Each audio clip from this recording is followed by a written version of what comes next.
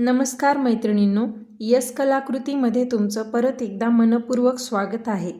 चला तर मग आज आपण पाहणार आहोत हे राईस मनी कसे लावायचे। तर बघा, नेहमीप्रमाणे काय करायचं, हा खालचा टाका जो आहे तो असा वर काढून घ्यायचा। आता हा वर काढून घेतल्यानंतर हा जो राईस मनी आहे तो असा आपल्या सुईमध्ये अडकवून घ्यायचा। आता नेहमी जेव्हा आपण मनी यामध्ये अडकवते आता नेहमी ज्याप्रमाणे आपण या टाक्यामध्ये मनी अडकवून घेतो ना, त्याप्रमाणेच हा पण मनी म्हणजेच हा पण राईस मनी असा अडकवून घ्यायचा। आता अडकवून घेतल्यानंतर बघा, सुईचं टोक या टाक्यातच ठेवायचा आणि खालचा धागा असा ओढून घ्यायचा। खालचा धागा ओढून घेतल्यानंतर काय होतं, हा असा मनी फिट्ट बसला आहे असं जाणवतं। पण आता काय करायचं आहे आपल्याला, इथे अशी ही लाईनिंग सरळ नाही करायची। सरळ लाईनिंग केली तर तुमच्या ते थोडंसं डिझाईन लक्षात येणार नाही आणि सरळ लाईनिंगची तुमची चांगलीच प्रॅक्टिस झाली असेल। त्यामुळे आता आपल्याला असा तिरकस लावायचा आहे, कारण वर्कमध्ये नेहमी याचा वापर तिरकसमध्येच होतो। त्यामुळे असा तिरकसमध्ये लावायचा। तिरकसमध्ये लावताना काय करायचं, असं थोडंसं क्रॉसमध्ये धरायचं आणि हे सुईचं टोक असं यातच अडकवलेलं आहे, असं फिट्ट बसलं आहे असं जाणवल्यानंतर सुईचं टोक असं तिरकस खाली घालायचं। तिरकसच्या दिशेने बघा मी कसा लावला आहे आणि खालचा दुसरा टाका असा वर काढून घ्यायचा। आता काय करायचं, परत हा राईस मनी, दुसरा राईस मनी आपल्या सुईमध्ये अडकवून घ्यायचा। परत तो या टाक्यामध्ये टाकून घ्यायचा आणि आता इथे पहा, आपल्याला अशी लाईनिंग करायची आहे।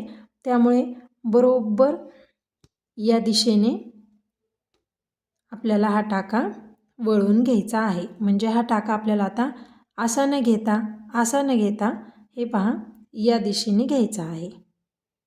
हे बघा, मी इथे व्हिडिओमध्ये तुम्हाला दाखवत आहे अगदी त्याप्रमाणे।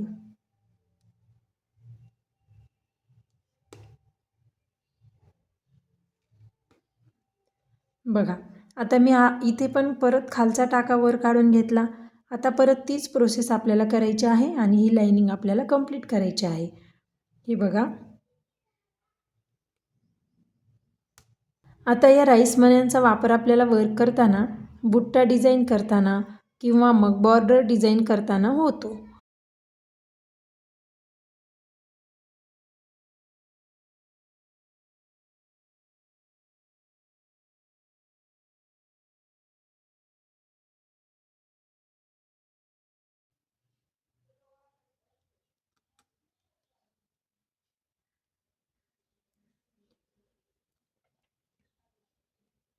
बघा, ही अशा प्रकारे तुम्हाला ही लाईनिंग कंप्लीट करून घ्यायची आहे।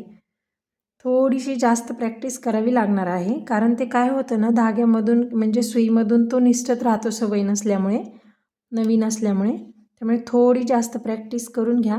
ही अशी लाईनिंग करा किंवा मग एक एक असं करत गेलात तरी काही हरकत नाही, एकदा प्रॅक्टिस होईपर्यंत। आणि इथे आपल्याला ही अशी गाठ देऊन घ्यायची आहे।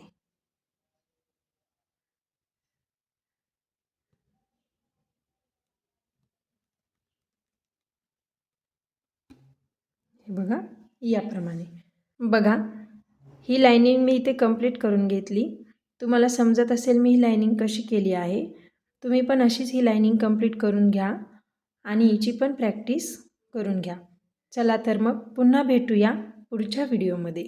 धन्यवाद।